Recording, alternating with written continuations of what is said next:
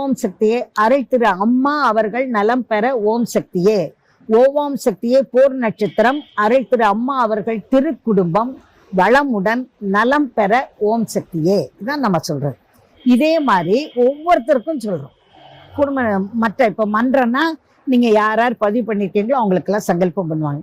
நம்ம இப்போ பெரிய வேள்வியா இருக்கிறதுனால நம்ம பதிவு பண்ணின உடனே அம்மா நமக்காக வேண்டிடுறாங்க.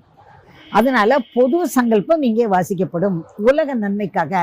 நம்ம எல்லாரும் உலகத்தில் தானே இருக்கோம். அந்த உலக நன்மைக்காக சொல்லும்போது நமக்கு அந்த நன்மை கிடைக்கும்ல.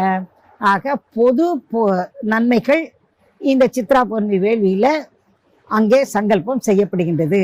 சங்கல்பம் செய்வதன் மூலமாக இது அந்த தெய்வத்திற்கு எத்தனை தான் அம்மா குழந்தைக்கு என்ன தேவைன்னு இந்த நீ சாப்பிடுன்னு கொடுக்கறத விட அந்த அம்மாவுக்கு அம்மா அம்மா எனக்கு தாமா அப்படின்னு கேட்டா அவங்களுக்கு எவ்வளவு சந்தோஷமா இருக்கு.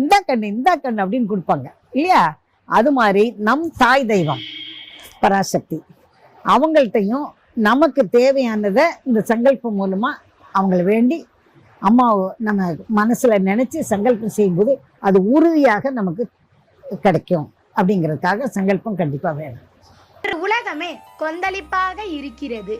இக்கொந்தளிப்புகள் அடங்கி அமைதி பெற வேண்டுமானால் கலச விளக்கு வேள்வி பூசைகளும் ஆன்மீக மாநாடுகளும் தேவை. உனக்கு பசி என்றால் நீயாக தான் சாப்பிட வேண்டும். உனக்கு தாகம் என்றால் நீயாக தான் தண்ணீர் அருந்த வேண்டும்.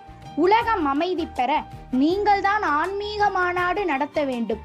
நீங்கள் தான் அம்மாவை வேண்டிக் கொள்ள வேண்டும்.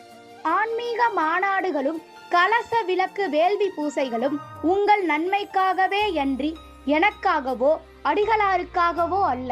இது அன்னையின் அருள்வாக்கு.